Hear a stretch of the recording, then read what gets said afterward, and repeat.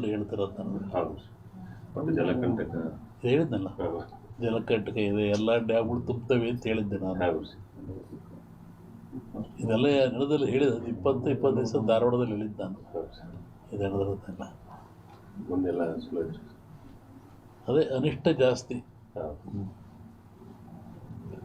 ಆಮೇಲೆ ಕರ್ನಾಟಕ ಪೊಲಿಟಿಕ್ಸು. ಒಬ್ಬ ಸನ್ಯಾಸಿ ತಪಸ್ಸಿ ಕೂತಿದ್ದಂತೆ. ಒಬ್ಬ ಬೇಡ ಒಂದು ಜಿಂಕೆ ಬಂದಂತೆ ಕೊಲ್ಲಕ್ಕೆ ಅಂತ. ಅವನ ಮುಂದೆ ಹೋಯ್ತಂಥದ್ದು ಜಿಂಕೆ. ಅವನು ಬೇಡ ಬಂದ, ಏನು ಸ್ವಾಮಿ ಇಲ್ಲಿ ಜಿಂಕೆ ಓದ ಅಂತ ಕೇಳಿದ. ಇವನು ಹೇಳಿ ಕೇಳಿ ಸನ್ಯಾಸಿ ಅವನಂದ, ಈ ಓತು ಅಂತ ಹೇಳ್ಬಿಟ್ರೆ ಕೊಂದು ಬಿಡ್ತಾನೆ. ಆ ಕೊಂದು ಪಾಪ ನನಗೆ ಬಂದುಬಿಡುತ್ತೆ. ಇಲ್ಲ ಅಂತೇಳಿದ್ರೆ ಸುಳ್ಳು ಹೇಳಿದ ಪಾಪನೂ ಬರುತ್ತೆ ನನಗೆ, ಏನು ಮಾಡೋದು ಅಂತ ಯೋಚನೆ ಮಾಡಿದ್ದಂತ ಅವನು. ಆಮೇಲೆ ಮತ್ತೆ ಅವನ ಆಸೆ ಕೇಳಿ, ಎಲ್ರಿಗೊಂದು ಹೇಳ್ರಿ ಇದ್ರಿ ಸ್ವಾಮಿಗಳು ಇಲ್ಲೇ ಓತಲ್ಲ.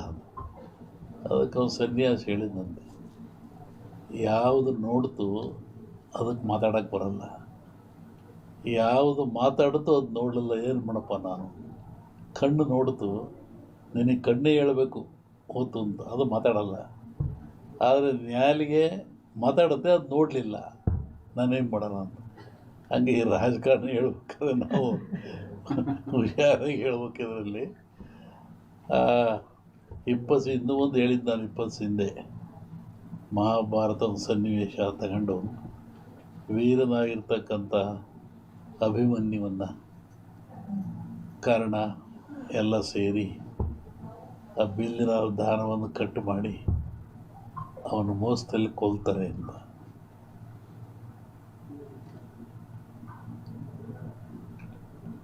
ಆಮೇಲೆ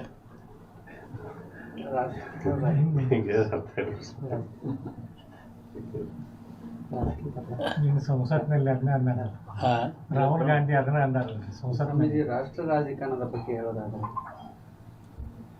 ಅಲ್ಲೂ ಮಹಾಭಾರತದಲ್ಲಿ ಕೃಷ್ಣ ಇದ್ದ ಅಂತ ಭೀಮಿಗೆ ಗೆದ್ದ, ದುರ್ಯೋಧನ ಸೋತ. ಇಲ್ಲಿ ಕೃಷ್ಣ ಇಲ್ಲ, ದುರ್ಯೋಧನ ಗೆಲ್ತಾನೆ, ಭೀಮ್ ಸೋಲ್ತಾನೆ. ಇದನ್ನು ಅವತ್ತು ಹೇಳಿದ್ದೆ ಅವನಲ್ಲಿ. ಕರ್ನಾಟಕ ರಾಜ್ಯದ ಮುಖ್ಯಮಂತ್ರಿಗಳ ಬದಲಾವಣೆ ಆಗೈತೆ, ಅದು ಸಮಸ್ಯೆ ಬದಲಾವಣೆ ಆಗೈತೆ. ಈಗ ಅಭಿಮನ್ಯುವನ್ನ ಮೋಸದಲ್ಲಿ ಕತ್ತರಿಸ್ತಾರೆ ಅಂತ. ಸಿಎಂ ಬದಲಾವಣೆ ಸದ್ಯಕ್ಕೆ ತೊಂದರೆ ಕಾಣ್ತಾ ಇಲ್ಲ. ಮುಂದೆ ತೊಂದರೆ ಹೇಳಿದ್ನಲ್ಲ ಸನ್ಯಾಸಿ ಕತೆ, ನಮ್ಮನ್ನು ಅಡ್ಡಾಡ್ದಾಗ ಮಾಡಿಬಿಡ್ತೀರ. ಆಮೇಲೆ ನನ್ನ ಪಾರ್ಲಿಮೆಂಟಿಂದ ಕೇಳಿರು ಧಾರವಾಡದಲ್ಲಿ ವರ್ಷದಿಂದ, ನಮ್ಮ ಊರಿಗೆ ಬಿಡ್ಸಲ್ಲಪ್ಪ ಹೇಳ್ಬಿಟ್ಟು ನಾನು ಇದನ್ನು. ಯಾಕೆಂದರೆ ಈಗ ಈ ಜನರು ಇದೆಲ್ಲವನ್ನ ಒಂದು ಮನಃಶಾಂತಿಯಿಂದ ತಗೊಳ್ತಾ ಇಲ್ಲ, ದ್ವೇಷ ಭಾವನೆಯಿಂದ ತಗೊಳ್ತಾ ಇದ್ದಾರೆ. ಮತ ಮತ ಅಂದರೆ ಒಪ್ಪಿಗೆ ಅಂತ, ಮತ ನೀಡುವುದು ಒಪ್ಪಿಗೆ ಅಂತ. ಆತ್ಮಸಾಕ್ಷಿಯಾಗಿ ನಿಮ್ಮ ಮತವನ್ನು ನೀವು ದಾನ ಮಾಡ್ತಾ ಇಲ್ಲ, ಪರ್ಚೇಸ್ ಮಾಡ್ಕೊತಾ ಇದ್ದಾರೆ ಅವರು.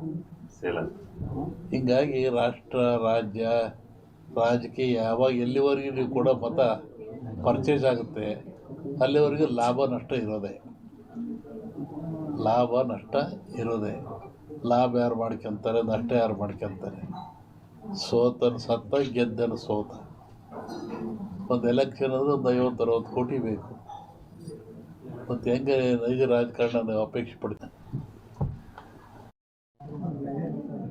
20 ದಿವಸ ಹಿಂದೆ ನಾನು ಧಾರವಾಡದಲ್ಲಿ ಹೇಳಿದ್ದೆ, ನಾನು ಈ ಥರ ಮಳೆ ಆಗುತ್ತೆ, ಭೂಮಿ ಕಂಪಿಸುತ್ತೆ, ಗುಡ್ಡಗಳು ಬೀಳ್ತವೆ, ಜನಗಳು ಸಾಯ್ತಾರೆ, ರೋಗ ರುಜಿನಗಳು ಹೆಚ್ಚಾಗ್ತವೆ.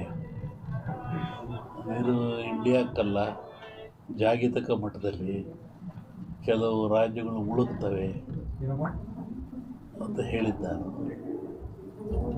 ಈಗ ಅದರ ಪ್ರಕಾರವಾಗಿ ನನ್ನ ಲೆಕ್ಕ ಇನ್ನೂ ಅಮಾವಾಸ್ಯೆವರೆಗೆ ಇರ್ತದೆ. ಅಮಾವಾಸ್ಯೆ ನಂತರ ಮತ್ತು ಬೇರೆ ಭಾಗದಲ್ಲಿ ಹೋಗ್ತದೆ ಅದು. ಒಟ್ಟಿಗೆ ಇದು ಕ್ರೋಧಿನಾಮ ಸಂವತ್ಸರ. ಕ್ರೋಧನ ಸಿಟ್ಟು ಅಂತ ನಮ್ಮ ಹಿಂದೂಗಳ ಪ್ರಕಾರವಾಗಿ. ಇದರಾಗ ಒಳ್ಳೆಯದು ಕೆಟ್ಟದಿದೆ. ಒಳ್ಳೆಯದಕ್ಕಿಂತ ಕೆಟ್ಟದೇ ಜಾಸ್ತಿ ಪ್ರಾಕೃತಿಕವಾಗಿ. ಹಾಗಾಗಿ ಪ್ರಾಕೃತಿಕ ದೋಷ ಇದು ಮುಂದುವರಿಯುತ್ತೆ ಇನ್ನು. ಇನ್ನು ಎಷ್ಟು ದಿವಸ? ನನ್ನ ಲೆಕ್ಕದಲ್ಲಿ ಅಮಾವಾಸ್ಯೆವರೆಗೂ ಒಂದು ಭಾಗದಲ್ಲಿ ಕಮ್ಮಿ ಆಗ್ತದೆ, ಅಮಾವಾಸ್ಯೆಗಳು ಮತ್ತೊಂದು ಭಾಗದಲ್ಲಿ ಜಾಸ್ತಿ ಆಗ್ತದೆ. ಇದು ಇಂಡಿಯಾಗೆ ಅಂತೆಲ್ಲ ಆಲ್ ಓವರ್ ವರ್ಲ್ಡ್ ಹೇಳ್ತಿರೋದು ನಾನು. ಹೌದು. ಮತ್ತು ಜಲಕಂಟಕ ಹೇಳಿದ್ನಲ್ಲ, ಜಲಕಂಟಕ ಇದೆ, ಎಲ್ಲ ಡ್ಯಾಮ್ಗಳು ತುಂಬ್ತವೆ ಅಂತ ಹೇಳಿದ್ದೆ ನಾನು. ಹೌದು. ಇದೆಲ್ಲ ನಡೆದಲ್ಲಿ ಹೇಳಿದ 20 ದಿವಸ ಧಾರವಾಡದಲ್ಲಿ ಹೇಳಿದ್ದು ನಾನು. ಇದು ನಡೆದಿರೋದೆಲ್ಲ ಮುಂದೆಲ್ಲ ಸ್ಲೋ. ಅದೇ ಅನಿಷ್ಟ ಜಾಸ್ತಿ. ಆಮೇಲೆ ಕರ್ನಾಟಕ ಪೊಲಿಟಿಕ್ಸು. ಒಬ್ಬ ಸನ್ಯಾಸಿ ತಪಸ್ಸಿ ಕೂತಿದ್ದಂತೆ. ಒಬ್ಬ ಬೇಡ ಒಂದು ಜಿಂಕೆ ಬಂದಂತೆ ಕೊಲ್ಲಕ್ಕೆ ಅಂತ. ಅವನ ಮುಂದೆ ಹೋಯ್ತಂಥದ್ದು ಜಿಂಕೆ. ಅವನು ಬೇಡ ಬಂದ, ಏನು ಸ್ವಾಮಿ ಇಲ್ಲಿ ಜಿಂಕೆ ಓತ ಅಂತ ಕೇಳಿದ. ಇವನು ಹೇಳಿ ಕೇಳಿ ಸನ್ಯಾಸಿ ಅವನಂದ, ಈ ಓತು ಅಂತ ಹೇಳಿಬಿಟ್ರೆ ಕೊಂದು ಬಿಡ್ತಾನೆ. ಆ ಕೊಂದು ಪಾಪ ನನಗೆ ಬಂದುಬಿಡುತ್ತೆ. ಇಲ್ಲ ಅಂತ ಹೇಳಿದ್ರೆ ಸುಳ್ಳು ಹೇಳಿದ ಪಾಪನೂ ಬರುತ್ತೆ ನನಗೆ, ಏನು ಮಾಡೋದು ಅಂತ ಯೋಚನೆ ಮಾಡಿದ್ದಂತ ಅವನು. ಆಮೇಲೆ ಮತ್ತೆ ಅವನ ಆಸೆ ಕೇಳಿ, ಎಲ್ರಿಗೊಂದು ಹೇಳ್ರಿ ಇದ್ರಿ ಸ್ವಾಮಿಗಳು ಇಲ್ಲೇ ಓತಲ್ಲ. ಅದಕ್ಕೆ ಅವನು ಸನ್ಯಾಸಿ ಹೇಳಿದಂತೆ, ಯಾವುದು ನೋಡ್ತು ಅದಕ್ಕೆ ಮಾತಾಡೋಕ್ಕೆ ಬರಲ್ಲ, ಯಾವುದು ಮಾತಾಡ್ತು ಅದು ನೋಡಲಿಲ್ಲ, ಏನು ಮಾಡಪ್ಪ ನಾನು. ಕಣ್ಣು ನೋಡ್ತು, ನಿನಗೆ ಕಣ್ಣೇ ಹೇಳಬೇಕು ಓತು ಅಂತ, ಅದು ಮಾತಾಡಲ್ಲ. ಆದರೆ ನ್ಯಾಲಿಗೆ ಮಾತಾಡುತ್ತೆ, ಅದು ನೋಡಲಿಲ್ಲ, ನಾನೇನು ಮಾಡೋಣ ಅಂತ. ಹಂಗೆ ಈ ರಾಜಕಾರಣ ಹೇಳ್ಬೇಕಾದ್ರೆ ನಾವು ಹುಷಾರಾಗಿ ಹೇಳ್ಬೇಕಿದ್ರಲ್ಲಿ.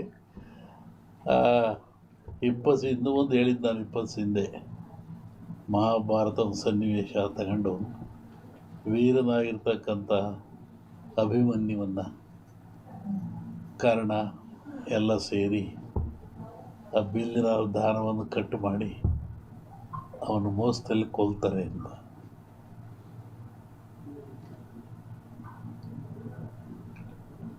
ಆಮೇಲೆ